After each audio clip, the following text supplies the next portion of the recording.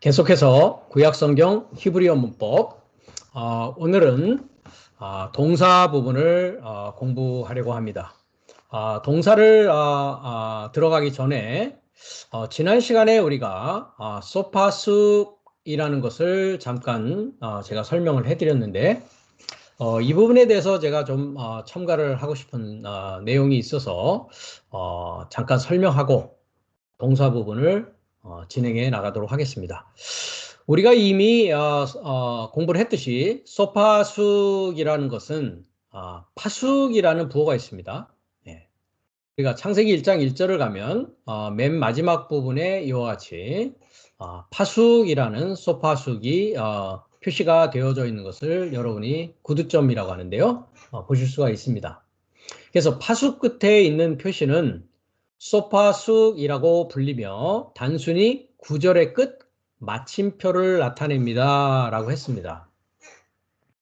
그러니까 구절의 끝 마침표를 나타내는 것을 소파숙이라고 하다 보니까 현재 히브리어 성경과 번역 성경이 장과 소절과 구절이 다르게 배열되어 있는 것을 우리가 모르고 지나치게 됩니다. 왜냐하면 우리가 히브리 성경을 본 적이 없기 때문에 그런 결과를 가져오는 것이죠.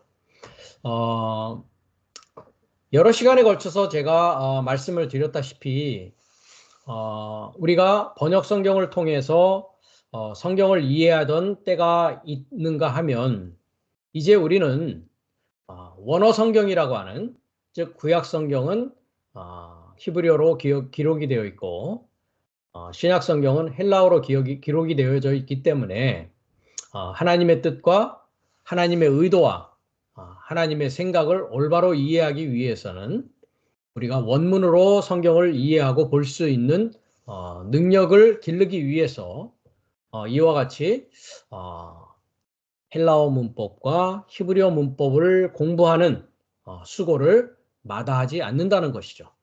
그것이 곧 하나님을 사랑하는 것이요.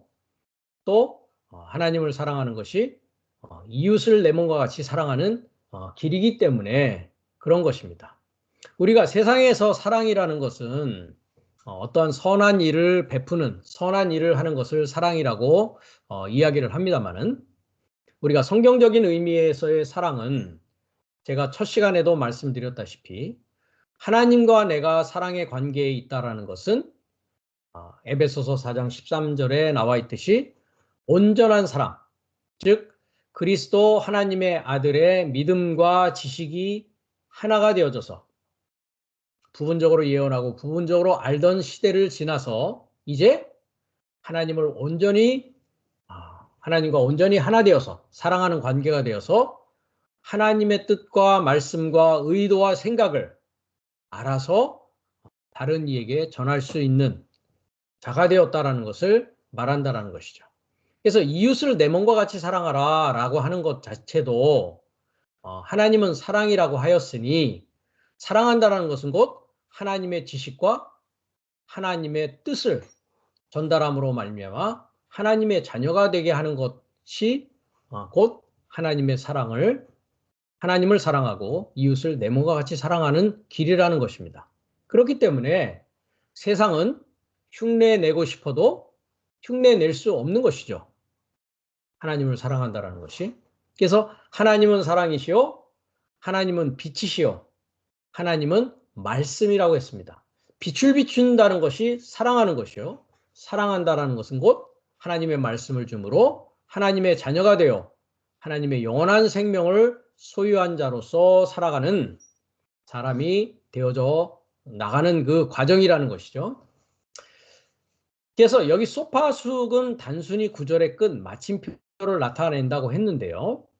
제 블로그에 가시면 제가 이런 글을 올렸습니다.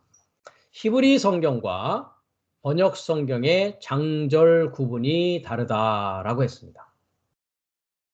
제가 올려놓은 글인데요. 잠깐 설명을 하면서 읽어보도록 하겠습니다. 구약 히브리어 성경은 장과 소절로 단락을 구분하고 있습니다. 네, 여기 소절이라고 했는데요. 이 소절이라는 것은 하나의 이제 패러그래프라고 생각하시면 됩니다. 그러니까 소파숙하고는 다르죠. 왜냐하면 그 소절은 여기 나와 있듯이 패로 구분하고 있습니다. 그래서 장은 사맥으로 이 사맥은 이제 히브리어 알파벳을 공부할 때 우리가 공부를 했습니다. 왜 장을 사맥으로 하냐면 책이라는 의미가 히브리어에서는 세페르라고 합니다. 남성 명사인데요. 세페르, 즉 책, 그 책을 장이라고 합니다. 그 다음에 소절은 패로 구분합니다. 그러니까 사맥과 패 안에는 뭐가 들어있는 것입니까? 금방 제가 설명했듯이 소파숙이라는 그 구두점, 즉 마침표가 또 존재하고 있는 것입니다. 그래서 창세기 제1장은 사맥 알렙, 제2장은 사맥 베트 이렇게 표시합니다. 그래서 알렙은 첫 번째 알파벳이요, 베트는 두 번째 알파벳이죠. 그러니까 1장, 2장 이렇게 된다는 것이죠. 전에도 제가 원문을 보여드린 적이 있습니다만은 히브리어 성경의 창세기 1장 1절을 보면 이와 같이 사맥 알렙 이렇게 되어 있습니다. 그러니까 1장이 창세기 1장 1절이 이제 1장이 시작되는 이제 시작이 되죠. 히브리 성경이 이렇게 기록이 되어 있습니다.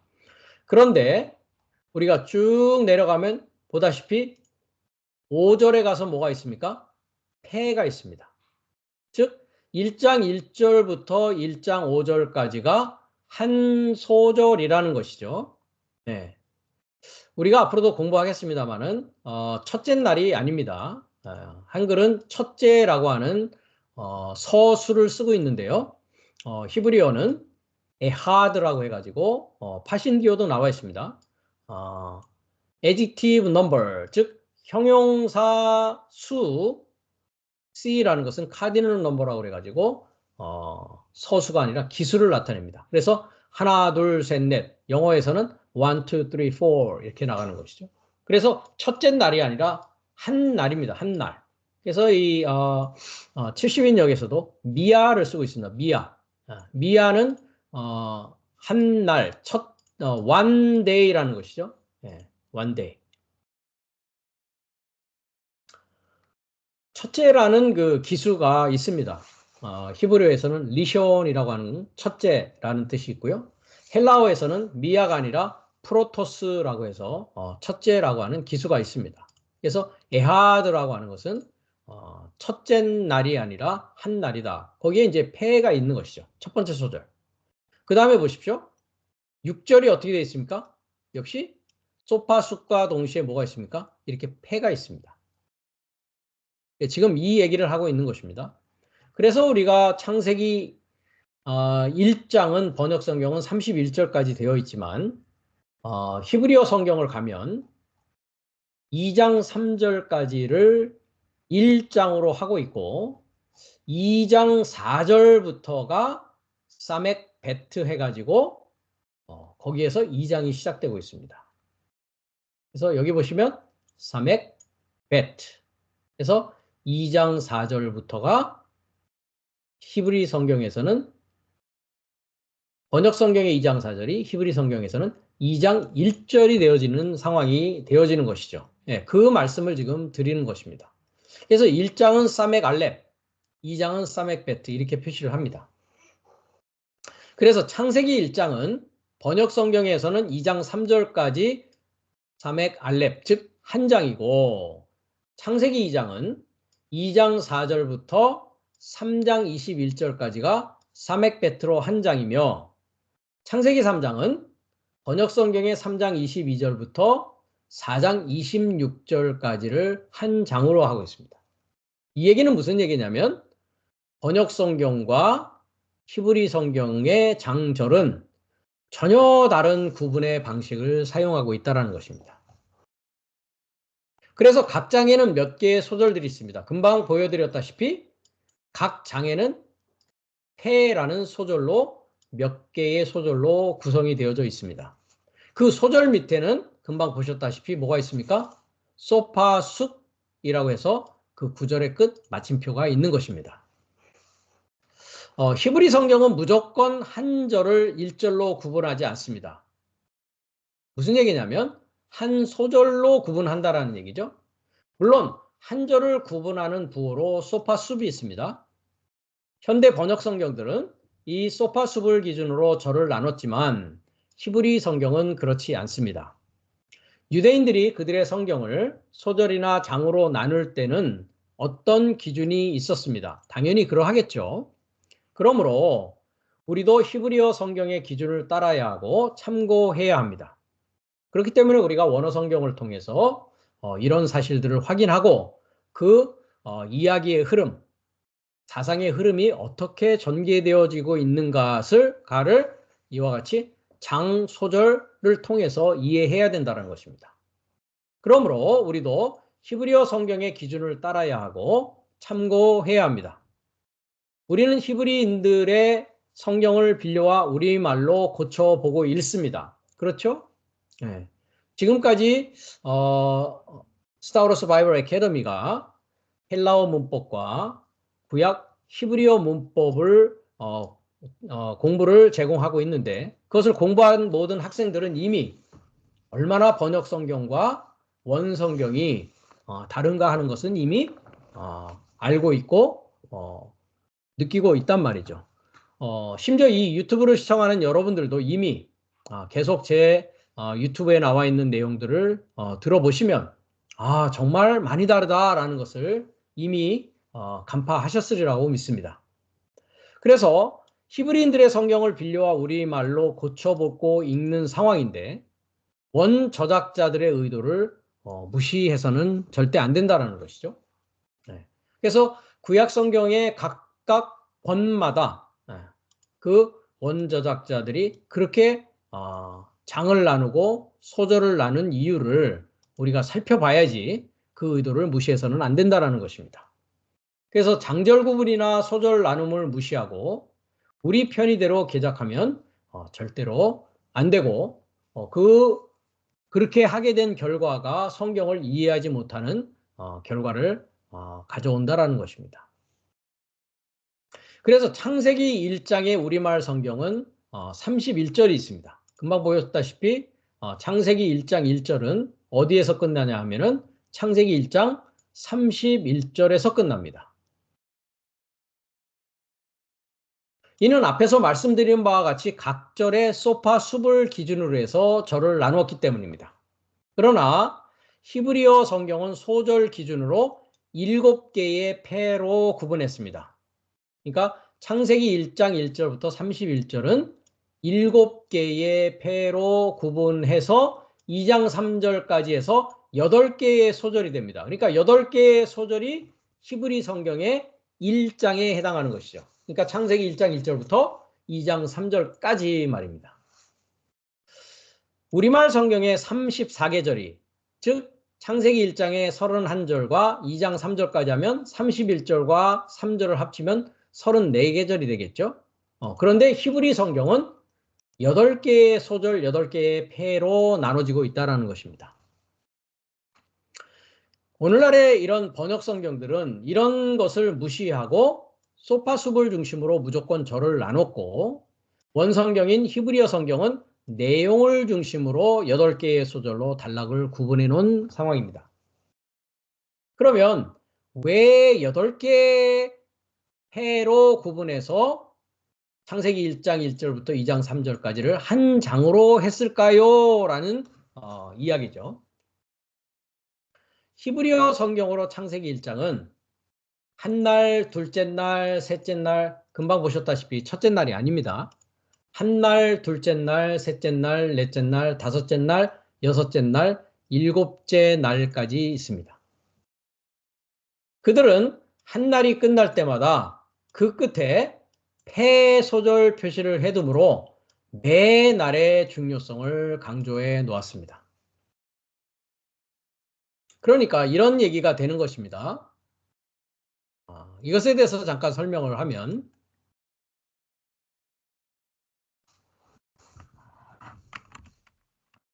창세기 1장 1절에서 2장 3절까지가 히브리어 성경에서는 1장에 해당된다라는 것이죠. 예. 그러니까 번역 성경에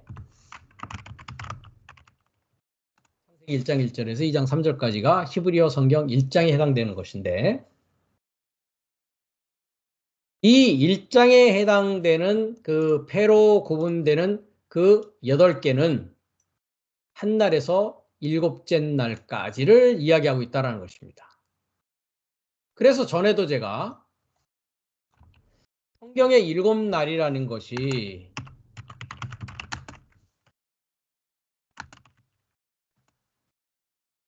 굉장히 성경을 이해하는데 중요한 부분을 우리가 말씀하고 있다는 것이죠. 네. 이 성경의 7날은 뭐라고 제가 얘기했습니까? 나의 구원의 성장 과정이다라는 말씀을 드렸습니다. 즉 나의 구원의 성장 과정은 우리가 사도 바울의 이야기를 빌면 고린도전서 15장 43절 44절 이후에 있는데요. 첫사람 아담이 둘째 사람 주님을 통하여서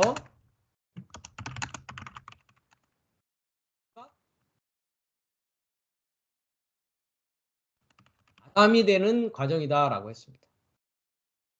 그럼 첫사람 아담은 어떤 존재였습니까? 목숨적인 존재였습니다. 숨을 쉬고 사는 존재란 말이죠. 둘째 사람 주님은 하늘에서 왔다라고 하고 있습니다. 마지막 아담은 뭐라고 되어 있습니까? 목숨적인 존재가 아니라 영적인 존재다. 이것에 대해서는 살려주는 영이다 이렇게 되어 있다는 것이죠. 이것이 나의 구원의 성장 과정입니다. 즉 목숨적인 존재인 육적인 존재입니다. 때문에 갈라디아서 5장 24절에 가면 그리스도 예수의 사람들은 육체와 합하여 그것이 육적이다라는 것입니다. 헬라어로에는 사르크스라고 하고 있는데요. 그러니까 첫사람 아담은 십자가의 못을 박는 것입니다.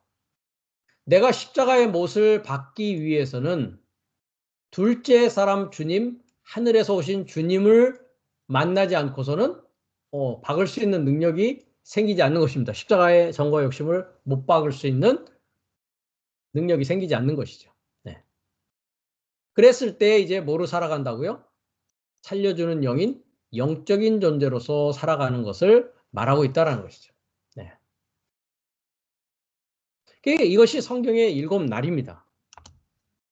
우리 스타우로스 바이블 애캐더미에서 헬라어 문법과 히브리어 문법을 마친 후에 이제 마태복음과 창세기를 공부합니다.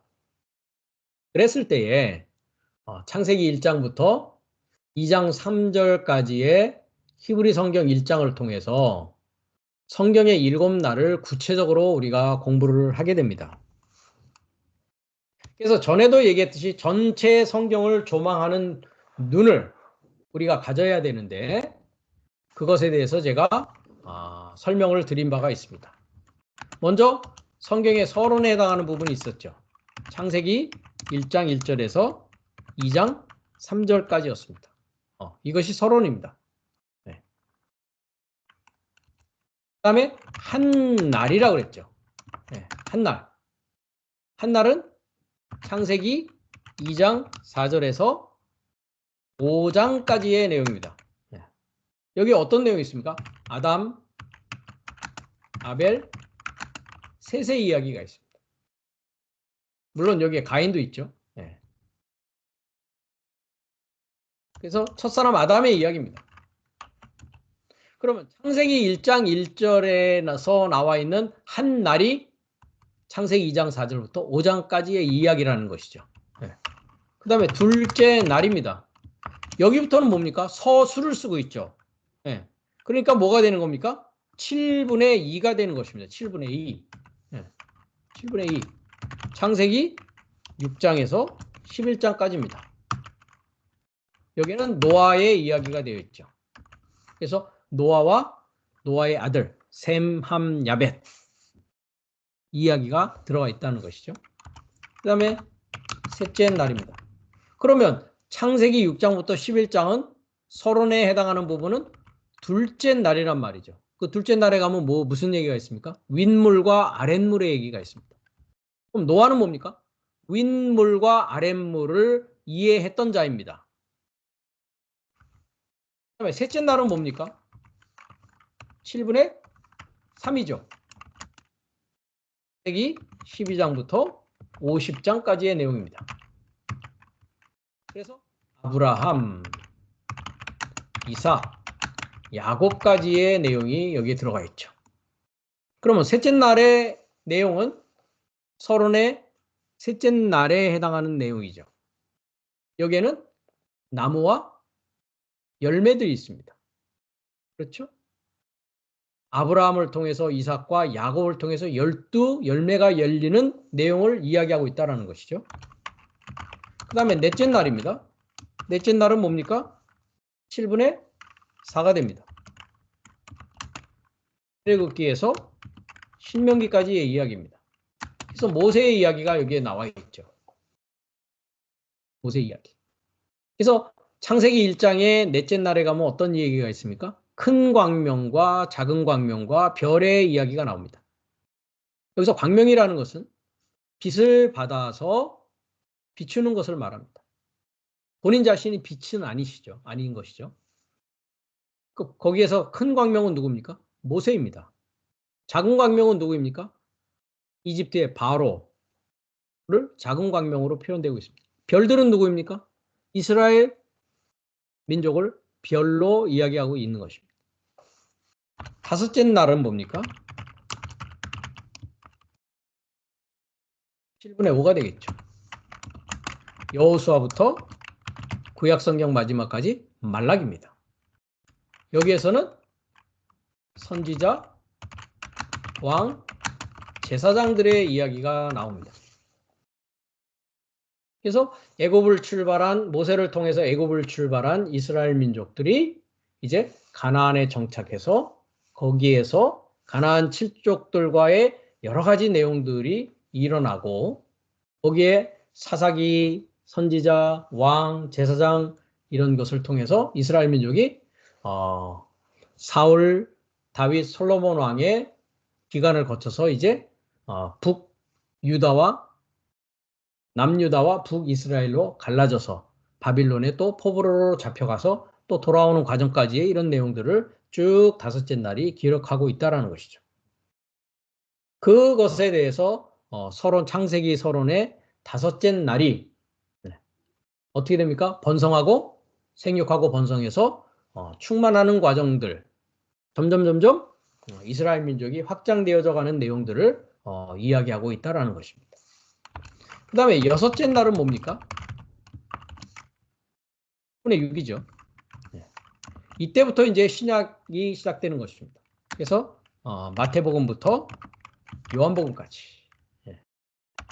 누구의 이야기입니까? 예수 그리스도의 이야기란 말이죠. 그래서 그리스도 예수의 탄생과 십자가의 죽음과 부활과 이제 승천까지의 내용을 마태복음에서 요한복음까지 기록하고 있습니다. 그러면 이 내용은 어디입니까? 창세기 서론의 여섯째 날이죠. 우리의 형상을 따라서 사람을 만드는, 즉 둘째 사람 주님과 마지막 아담이 이제 만들어지는 과정을 여섯째 날에 이야기하고 있습니다. 마지막으로 일곱째 날은 뭡니까? 7분의 7이죠. 7분의 7이 하나입니다. 그러니까. 그래서 한 날이 일곱째 날이고 일곱째 날이 한 날입니다. 그래서 일곱 날이다라고 제가 얘기하는 것이죠. 일곱째 날은 신약 성경에서 요한복음 다음에 사도행전부터 유다서까지입니다. 사도행전부터 유다서. 여기는 어떤 것이 기록되어 있습니까? 사도들의 삶이 기록되어 있습니다. 그 다음에 마지막으로 서론이 있으니까 결론이 있어야 되겠죠. 결론은 계시록입니다. 계시록은 뭘 얘기하고 있습니까? 일곱인과 나팔과 대접 사건을 이야기하고 있다는 것이죠. 그러니까 일곱인과 나팔과 대접 사건은 뭘 얘기하는 것입니까? 나의 전체 일곱 날의 시작과 마지막, 알파와 오메가의 전 과정을 이해하고 있다는 것입니다. 이야기하고 있다는 것이죠. 그래서 요한계시록은 교회를 말하는 것입니다. 교회. 그래서 우리가 일곱 교회에 이제 사도 요한을 통해서 일곱 교회 그리스도 예수의 계시를 교회에 주는 서신으로 기록이 되어져 있는 것입니다. 이와 같이 성경의 일곱 날은 창세기 서론의 1장 1절에서 2장 3절까지의 내용이 전 성경을 통해서 이렇게 확대되어져서 구체적으로 우리에게 나의 구원의 성장 과정을 이야기하고 있다는 것입니다. 그래서 구약 성경은 이와 같이 창세기 1장 1절부터 2장 3절인 번역 성경이 8개의 소절로 구성이 된 히브리서 성경 1장에 다 나와져 있다는 것입니다. 그래서 한 날이 끝날 때마다 폐소절 표시를 해두어서 매 날의 중요성을 강조하고 있고 히브리 성경은 그것이 말씀을 통해서 계시하시는 하나님의 의도와 뜻을 이렇게 설명하고 있다는 것입니다. 그래서 히브리 성경의 창세기 2장은 2장 4절부터 3장 21절까지를 2장으로 히브리 성경은 이야기하고 있습니다. 그래서 무려 43절이 2장인데 중간에는 소절 표시가 하나도 없습니다. 그래서 2장의 43절 전체가 한 소절로 되어 있습니다. 3장 22절로 시작되는 3장도 4장 26절까지 중간에 소절 표시 폐가 없이 마칩니다. 번역 성경의 그 4장 26절까지. 그러므로 히브리 성경 관점에서 본다면 창세기 1장의 한 날은 한 장으로 봐야 된다는 것이죠. 그래서 제가 성경의 7날을 이렇게 말씀드리고 있는 것입니다. 히브리 성경을 통해서 이렇게 이해할 수 있다는 것이죠. 그래서 창세기 1장 전체로 본다면 8장 소절로 되어 있고 창세기 2장은 소절로 본다면 폐 표시가 중간에 하나도 없기 때문에 9장이 되어야 옳다라는 얘기가 나온다는 것이죠. 그래서 이제 히브리 성경과 번역 성경 장절 구분을 우리가 이렇게 비교함으로써 히브리인들은 왜 저렇게 장을 구분했는가를 문장의 흐름을 통해서 우리가 파악해 보아야 되고 또 번역 성경과 다른 장절 구분을 대조함으로써 하나님께서 우리에게 알려주고자 하는 의도를 두 성경의 다른 흐름을 비교하면서 정확한 내용을 우리가 살펴보아야 되겠다는 것입니다. 그래서 제가 표를 잠깐 만들어 놨습니다. 이와 같이. 그래서 창세기 자체로만 보았을 때에 창세기는 멤베트 42장으로 구약 성경은 되어져 있습니다. 이와 같이. 그래서 히브리 성경은 금방 말씀드렸다시피 알렙 제1장, 베트 제2장 이 순서는 우리가 여러분도 이미 히브리어 알파벳 공부를 했듯이 이미 아마 노래를 이제 외우시는 분들이 있을 겁니다. 알렙 베트 기멜 달렛 헤바브 자인 헤테트 요드 카풀 라멧 mem눈 사멕 아임 베자데 코프레 시신신 타부 해서 우리가 알파벳 공부를 했습니다. 근데 10장은 이제 요드고 11로 넘어가면 어떻게 됩니까? 사멕 요드가 10이고 알렙이 뭡니까? 1이니까 11장은 사멕 요드 알렙 12장은 사멕 요드 베트 요드 기멜 이렇게 해서 그 숫자대로 쭉 이렇게 기록이 되어져 있다는 것입니다.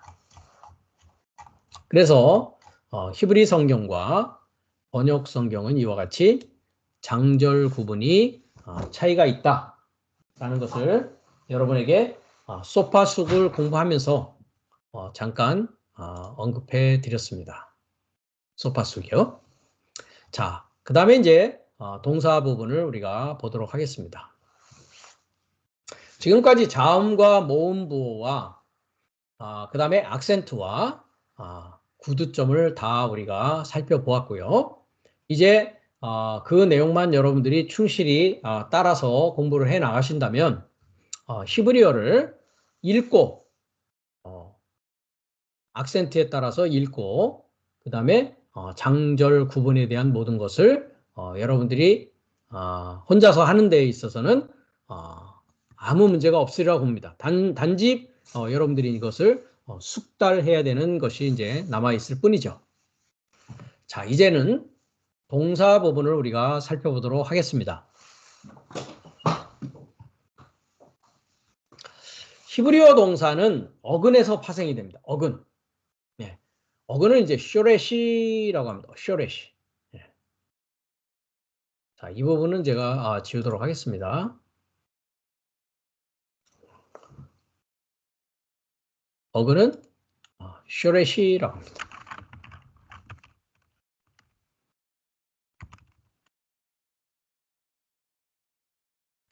여러분이 뭐 이제 아니까 그런데요. 제가 굳이 이것을 좀 히브리어로 쇼레시를 적어 본다면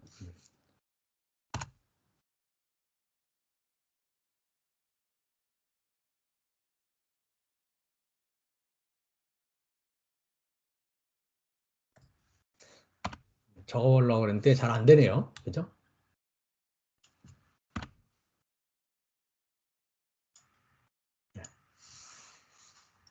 아마 요것 때문에 그런 것 같습니다. 요걸 해야 될 것 같습니다. 그렇죠? 네.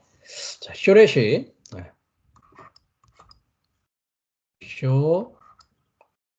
쇼레시 이렇게 됩니다. 네. 시가 있죠. 그죠? 네. 그 다음에 홀렌바브가 있고요.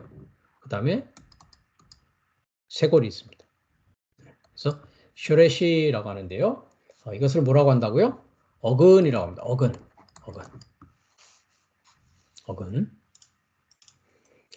그래서 모든 동사는 어근에서 파생됩니다. 네, 어근이라는 것은 뿌리에 해당하는 내용이죠. 뿌리. 그러니까 우리가 나무가 있다고 했을 때 나무에 뿌리가 있습니다. 이렇게 땅에서 뿌리가 있죠. 이게 쇼레시에 해당하는 부분입니다. 그러니까 이 어근에서 모든 히브리어 동사가 나옵니다. 어근들은 일반적으로 단어 의미의 본질을 구성하는 세 개의 자음 그룹입니다. 어근은 몇 개의 자음으로 되어 있다고요? 세 개의 자음으로 되어 있다. 세 개의 자음입니다.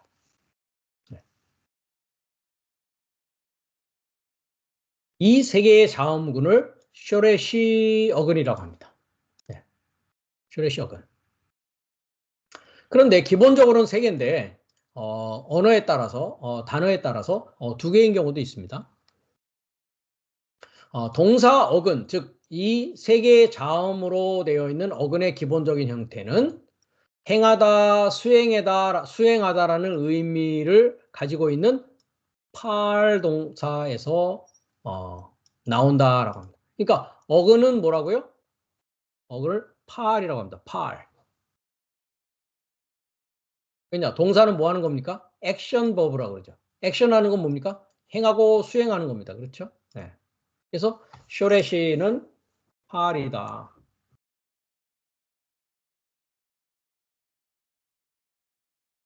남의 이렇게 팔입니다. 팔. 요 세 팔 행하다 수행하다 팔 동사로부터 이제 출발한다는 것이죠.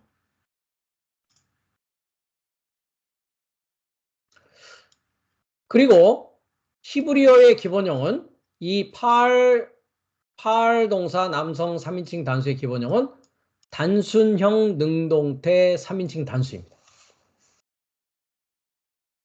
이 히브리어 기본형에 대해서는 제가 헬라어 문법 시간에서도 말씀을 드렸습니다. 헬라어 문법의 기본형은 거기서는 이제 쇼렛이라고 하지 않죠. 히브리어가 아니기 때문에 헬라어로 레마라고 합니다. 레마. 네. 즉 헬라어의 기본형과 히브리어의 기본형이 달랐습니다. 헬라어의 기본형은 1인칭 남성 단수 주격이었습니다. 1인칭 남성 단수 주격. 그런데 헬라어의 기본형은 히브리어의 기본형은 단순형 능동태 3인칭 남성 단수란 말이죠. 이것 역시도 굉장히 중요한 내용을 우리에게 말씀해주고 있습니다. 제가 금방 그 부분을 지웠는데요. 우리는 7날의 과정을 나의 구원의 성장 과정이다라고 했습니다. 그러니까 구약은 한 날부터 5째 날까지인데 나의 성장 과정에 있어서 하나님은 어떤 분이시냐? 나에게 3인칭 남성 단수인 분이십니다. 하나님은 3인칭이십니다. 나에게 있어서는. 나에게는 하늘에 계신 분이요. 나에게는 멀리서 계신 분이라는 것이죠. 거리상으로 볼 땐 3인칭이란 말이죠. 우리가 3인칭 남성 단수는 영어에서는 뭐로 표현합니까? he 합니다. he. 그다라고 합니다. 그러니까 하나님은 그분이십니다. 나에게 있어서. 하나님은 그분이시란 말이죠. 7날로 볼 때는 한 날에서 5째 날까지의 나의 하나님에 대한 관점, 하나님에 대한 이해가 그렇다라는 것입니다. 그런데 때가 되어서 우리가 갈라디아서를 갔습니다. 갈라디아서 4장에. 네. 우리가 세상의 초등학문 아래 종로릇하고 있었는데 언제까지요? 5째 날까지요. 5째 날까지. 그것이 4장 밑에 부분에 가면 아브라함의 2 아들이 있었는데 계집종에서 육체를 따라 났었는데 아라비아에 있는 시내산, 즉 넷째 날 교회와 지금 있는 예루살렘 5째 날까지는 어떤 상황이다? 종노릇하는 상황이다라는 거죠. 근데 이제 때가 참했습니다. 위에서. 때가 참해. 때가 참해. 하나님이 아들을 보내사 이것이 언제입니까? 6째 날이란 말이죠. 나의 6째 날. 여자에게 나게 하신다, 이 아들이. 아들은 예수님입니다. 그렇죠? 여자는 마리아라는 여성입니다. 즉 마리아라고 하는 처녀. 무엇을 처녀라고 했습니까? 하나님의 말씀으로 깨끗함을 받은 자가 처녀입니다. 그 전까지 나는 어떤 상황입니까? 간음하는 남자와 간음하는 여자였더란 말이죠. 그래서 우리가 야고보서 4장 4절을 갔었습니다. 한글 성경은 간음하는 여자들이여 했는데요.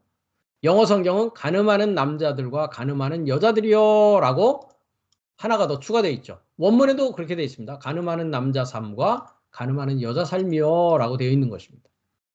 세상과 벗된 것이 하나님의 원수임을 알지 못하느뇨. 그런즉 누구든지 세상과 벗이 되고자 하는 자는 스스로 하나님과 원수되게 하는 것이다. 즉 세상과 친구였단 말이죠. 이 벗이라는 게 필로스라는 프렌드입니다. 프렌드. 그럼 그리스도 예수가 내 안에서 탄생하게 된다는 것은 무엇입니까? 이제 하나님과 원수인 상황에서, 즉 세상의 지식과 세상의 교훈에 따라서 살던 내가 이제 하나님의 영을 받게 되니까 뭐가 되는 겁니까? 처녀의 입장으로 되어진다는 것이죠. 그게 6째 날입니다. 6째 날. 네. 간음하는 여자 남자에서 이제 마리아라는 뜻은 히브리어의 의미로는 모반이라고 합니다. 반역이요 모반입니다. 즉 모반하고 반역하는 것이죠. 뭐에 대해서요? 원수에 대해서요. 나 자신이 원수였으니까 간음하는 남자와 간음하는 여자, 세상과 친구된 하나님의 원수인 내가 이제 하나님의 말씀을 받죠. 누구로부터 왔습니까? 가브리엘 천사가 나타나죠. 가브리엘 천사는 7째 나팔을 부는 천사입니다. 사도 바울은 7째 나팔을 부는 천사입니다. 사자입니다. 하나님의 사자. 그래서 우리가 고린도후서 11장을 가보니까 전에도 가봤지만 내가 하나님의 열심으로 너희를 위하여 열심 내노니 내가 너희를 어떻게 한다고요? 정결한 처녀로 한 남편인 그리스도께 드리려고 중매한다라고 했습니다. 그 전까지는 정결한 처녀가 아니라 어떤 상황이라고요? 간음하는 남자와 간음하는 여자란 말이죠. 복음을 어떻게 이해하고 있었으니까요. 뱀이 이와를 미혹한 것과 같이 다른 예수, 다른 영, 다른 복음을 받고 성경을 이해했단 말이죠. 그래서 부분적으로 이해하고 부분적으로 선포할 수밖에 없었던 상황이 나의 다섯째 날까지의 상황이었습니다. 성경을 완전히 올바로 이해하지 못하고 있었던 상황이죠. 그러니까 뱀이 준 지식을 가지고 이해할 수밖에 없었던 것이죠. 그것을 이제 일곱째 날 사자인 사도 바울 같은 자를 만나니까 정결한 처녀가 되어서 이제 한 남편 그리스도께 중매하는 상황이 벌어진다는 것입니다.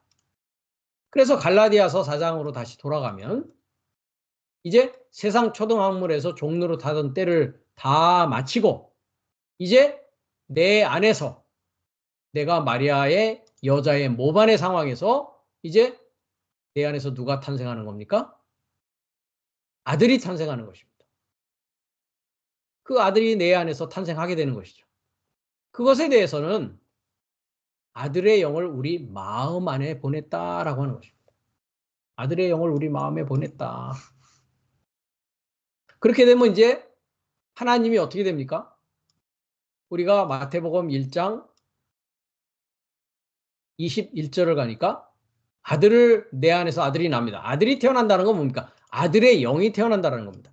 아들의 지식과 아들의 지혜와 아들의 말씀을 받음으로 말미암아 이제 뭐가 태어나요? 내 안에서 새로운 지식, 새로운 생명이 내 안에서 태어난다는 것입니다.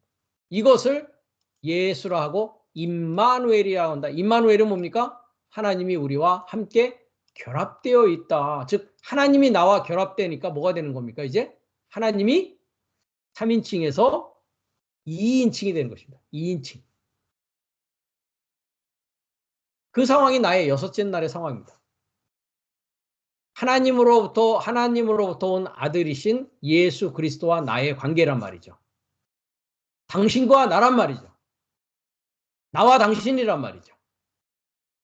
그것이 결과적으로는 이제 정결한 처녀가 되어서 혼인잔치를 통해서 하나가 되어지면 뭐가 되는 겁니까? 우리가 요한복음 14장 20절을 가면 이런 말씀으로 되어지죠. 그날 안에는 내가 아버지 안에, 너희가 내 안에, 내가 너희 안에 있는 것을 너희가 알리라 라고 하고 있습니다. 이제 내가 뭐가 되는 것입니까? 요한복음 10장을 보면 10장 34절을 갔었습니다. 예수께서 가라사대 너희 율법에 기록한 바 내가 너희를 신이라고 했는데 뭡니까? 떼었습니다. 떼었어. 하나님들, 하나님 삶이라고 하지 아니하였느냐. 내가 뭐가 되는 겁니까? 하나님이 되어지는 것입니다. 즉 구약의 한 날부터 다섯째 날까지의 3인칭 남성 단수로 존재하는 하나님이 아들의 영을 통해서 내가 정결한 처녀가 되어서 그리스도 예수와 하나 되어지는 상황에 가는 2인칭을 통해서 이제 마지막 내가 뭐가 되어진다고요? 하나님이 되어지는 것입니다. 하나님이 되어지고 하나님을 소유한 자가 뭐를 줄 수 있는 겁니까? 영을 줄 수 있는 것이요, 말씀을 줄 수 있는 것이요, 빛을 줄 수 있는 것이요, 사랑을 줄 수 있는 것이죠. 갖고 있어야 줄 수 있는 것이지 갖고 있지 않는데 어떻게 줄 수 있겠습니까? 하나님이 되어야 하나님을 줄 수 있단 말이죠. 이게 1인칭의 상황입니다. 그래서 하나님의 말씀을 받은 했는데요. 헬라어에서는 기노마이라고 하는 동사를 쓰고 있습니다. 기노마이라는 것은 되어졌다. 존재가 완전히 되어졌다라는 것입니다. 즉 하나님의 말씀을 줄 수 있는 존재, 구원의 실체가 된 자를 뭐라고 한다고요? 하나님이라고 하는 거죠. 그러니까 3인칭 하나님이 2인칭 하나님을 통해서 이제 나와 완전히 결합됨으로 말미암아 아버지가 내 안에, 내가 너희 안에, 너희가 내 안에라는 삼위일체, 하나님과 그리스도 예수와 내가 3자가 완전히 하나 되는 일체가 되어지는 상황을 삼위일체라고 하는 것이요. 3인칭 하나님이 2인칭 하나님을 거쳐서 1인칭 하나님으로 완결되어지고 완성되어지는 나의 구원의 성장 과정을 말하고 있다는 것이죠. 그래서 구약성경 히브리어의 기본형은 3인칭 남성 단수인 것입니다. 그래서 신약성경 헬라어의 기본형은 3인칭이 아니라 1인칭 남성 단수 주격인 것입니다. 히브리어에는 격이 없습니다.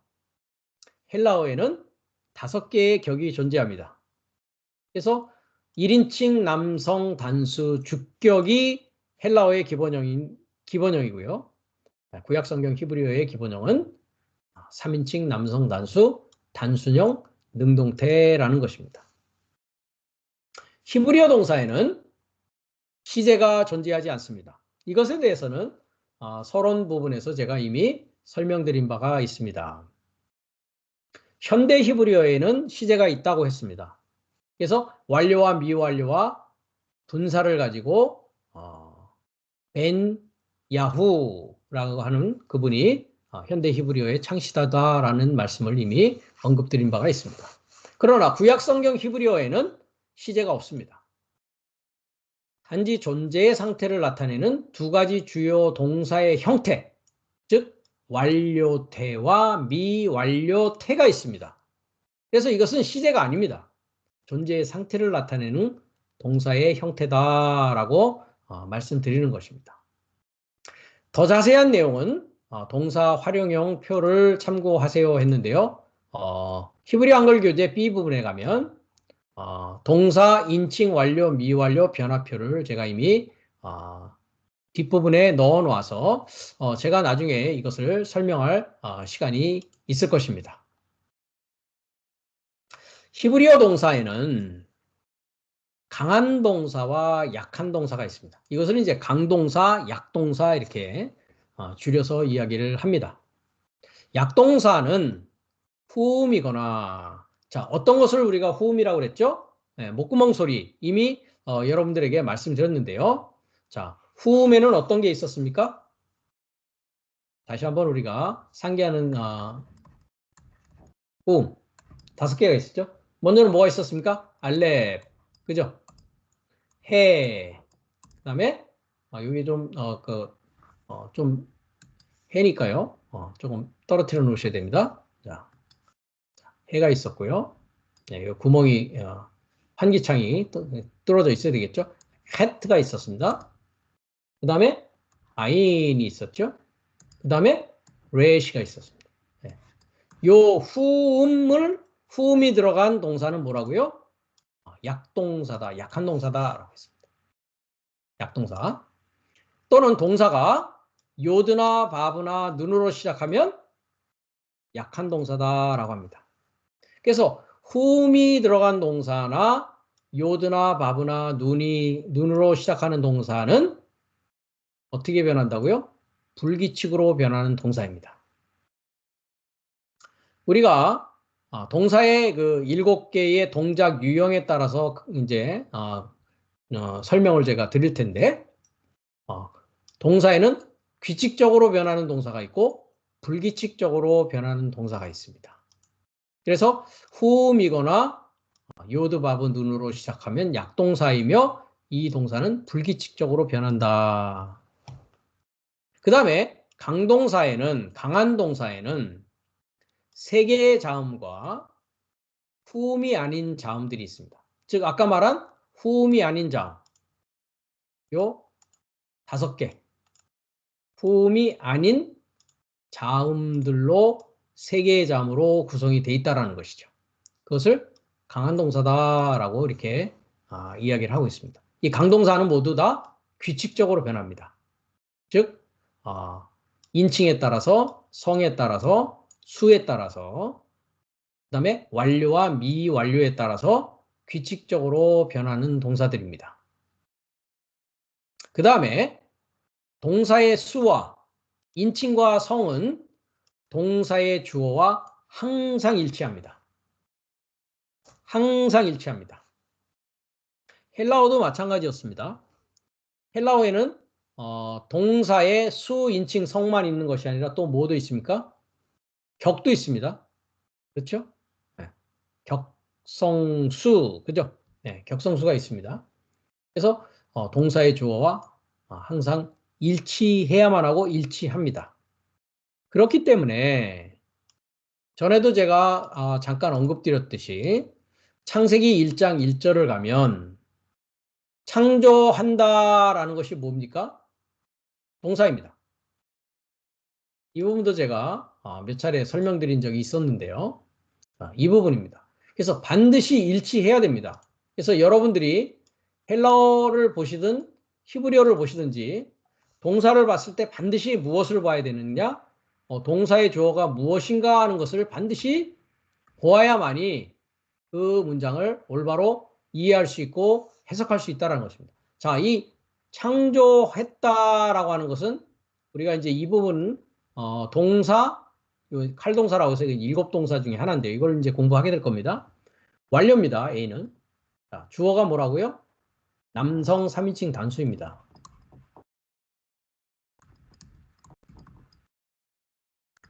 자, 남성 3인칭 단수니까 뭡니까 이것을? 기본형이라고 하는 것입니다. 이걸 뭐라고 그랬습니까? 쇼렛이라고 그랬었죠. 그죠? 예. 남성 3인칭 단수 기본형입니다. 그렇기 때문에 위의 문장이나 쇼렛임이 다 뭡니까? 똑같습니다. 이와 같이. 왜? 기본형이기 때문에 그렇습니다. 그럼 주어는 뭡니까? 남성 3인칭 단수니까 그가라고 해야 된단 말이죠. 그런데 영어나 한글이나 주어를 뭐라고 하고 있습니까? 하나님이 했습니다. 하나님을 주어로 했습니다. 영어도 뭡니까? God create 해서 하나님을 엘로힘을 하나님이라고 번역하면서 이것을 주어로 삼았단 말이죠. 그러나 보십시오. 엘로힘은 뭡니까? NMP입니다. 남성 3인칭 복수입니다. 동사의 주어는 남성 3인칭 단수입니다. 그렇기 때문에 엘로힘이라고 하는 남성 3인칭 복수는 빠라라고 하는 남성 3인칭 단수의 주어가 될 수 없다라는 것입니다. 그럼 엘로힘이라고 하는 단어는 무엇이냐? 목적어입니다. 이 안에는 주어가 있고 동사가 있는 것이죠. 주어는 남성 3인칭 단수요. 동사는 창조했다라고 하는 완료입니다. 네, 완료형을 쓰고 있단 말이죠. 완료형. 그러니까 그가 창조했다입니다. 그가 창조했다. 남성 3인칭 단수니까 그가 되겠죠. 무엇을에 해당하는 것이 뭐라고요? 엘로힘입니다. 그럼 뭐를 창조했다고요? 엘로힘을 창조했다. 그래서 주어는 그가요. 동사는 창조했다요. 목적어는 엘로힘을 이렇게 되는 것입니다. 이것에 대해서도 우리가 앞으로 엘로힘을 더 자세하게 공부할 기회가 있을 것입니다. 그 말씀을 지금 드리는 것입니다. 동사의 수와 인칭성은 항상 일치합니다. 일치해야 됩니다. 동사의 이제 7어간인데요. 히브리어의 동사는 약동사와 강동사로 분류를 하고 동사의 동작 유형에 따라서 7개의 동사로 나눠집니다. 쇼렛은 모든 동사 줄기의 어근 형태입니다. 그래서 제가 모든 동사의 어근이기 때문에 뿌리에 해당하는 것이다. 어근, 뿌리 근자 아닙니까? 그렇죠? 네, 어근이다라고 했습니다. 칼동사 어간은 히브리 동사의 기본 형태입니다. 그래서 히브리 동사의 기본 형태는 완료 3인칭 남성 단수입니다. 금방 말씀드렸죠? 네. 완료 남성 3인칭 단수. 그래서 Q라고 되어 있는 파싱 코드를 칼동사라고 합니다. 칼동사. 그것을 칼동사라고 합니다. 다른 줄기는 그것에서 파생됩니다. 그러면 그림을 그리자면 어떻게 됩니까? 쇼레시에서 이제 뿌리에서 나무가 나오게 되겠죠. 네. 그럼 이 나무의 쇼레지에서 나오는 요 나무의 줄기의 첫 번째 부분이 뭡니까? 칼동사입니다. 칼동사. 네. 남성 3인칭 단수인데 이것을 단순형 능동태라고 합니다. 동작의 유형이 그렇다는 것이죠. 자, 보겠습니다. 칼동사에 대해서. 히브리 동사의 거의 70%가 칼동사입니다. 그러니까 어근에서 나온 이 칼동사가 히브리 전체 동사의 70%를 차지하고 있습니다. 나머지 그러니까 30%는 뭡니까? 칼동사, 쇼레시에서 나온 칼동사에서 파생된단 말이죠. 이렇게 파생된단 말이죠. 그럼 칼동사 외에 7개니까 몇 개입니까? 하나, 둘, 셋, 넷, 다섯, 여섯 이렇게 파생이 되겠죠.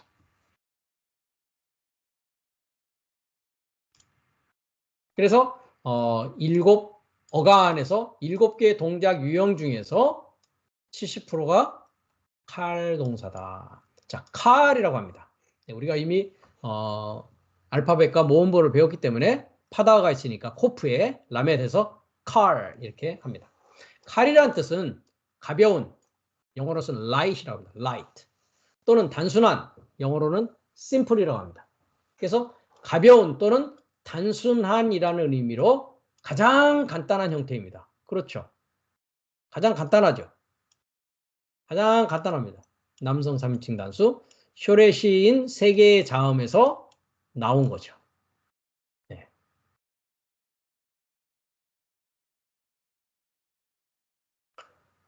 그래서 이 단순형을 보면 두 가지의 형이 있습니다. 하나는 칼이고 하나는 니팔입니다. 네. 여기 보시면 칼, 그 다음에 뭐라고 되어 있습니까? 여러분들이 이제 읽으실 수 있으니까 네. 니팔인 니팔. 두 번째 쉐바니까 무성 쉐바가 돼서 니프 R, 니팔, 니팔. 그래서 한글로는 그냥 니팔, 니팔 이렇게 합니다.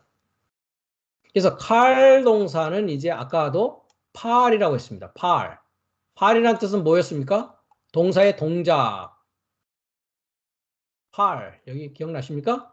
네. 행하다, 수행하다를 의미하는 어근에서 파생된 팔. 즉, 남성 3인칭 단수인 팔 동사를 칼이다, 이렇게. 칼이다라고 부르는 것입니다. 즉, 가볍고 단순한 동사다. 그래서 이것이 단순형 능동태입니다. 그러니까 첫 번째 자음은 뭐가 있습니까? 파다흐가 있죠. 파알했을 때. 두 번째는요? 카메츠가 있죠. 두 번째는요? 파다흐가 있죠. 네. 그래서 칼 동사는 카메츠, 파다흐. 첫 번째 자음에는 카메츠, 두 번째 자음에는 파다흐가 됩니다. 그래서 히브리어 한글 교재 두 번째에 가보시면 하나의 동사의 예로 카탈이라는 동사를 썼습니다. 어떻게 되어 있습니까? 코프에 뭐가 있습니까? 카메츠. 그 다음에 테트에 파다흐에서 카탈이라는 뜻은 죽였다라는 뜻입니다. 죽였다. 단순형 능동태란 말이죠. 단순형 능동태. 그러니까 3인칭 단수 완료 칼 동사에서 이제 어떻게 되는 것입니까? 나머지가 다 어떻게 됩니까? 이렇게 변화한다는 것이죠. 네. 2인칭 완료 미완료, 1인칭 완료 미완료까지 똑같은 카탈이라는 단어가 이렇게 변화되고 있는 변화표를 제가 뒷부분에 실어 놓았습니다. 마찬가지죠. 카메츠 파다으듯이 우리가 카알 동사 기본형을 보니까 완료형은 어떻게 됩니까? 마찬가지로 빠라 있죠. 카메츠 파다흐 이렇게 되는 것입니다. 그러니까 쇼레시는 세 자음으로 구성되어 있고 카알 동사는 첫 번째에 카메츠, 두 번째 자음에 파다흐가 들어와서 파알 하는 겁니다. 파알. 이 파알을 칼 동사다라고 하는 것입니다. 그것을 단순형 능동태다라고 부른다라는 것이죠. 이 단순형 능동태인 칼 동사에서 이제 나머지 6개의 동작 유형이 나오는데 니팔, 피엘, 푸알, 히트파엘, 히필, 호팔의 동작의 유형을 우리가 다음 시간에 자세하게 공부해 보도록 하겠습니다.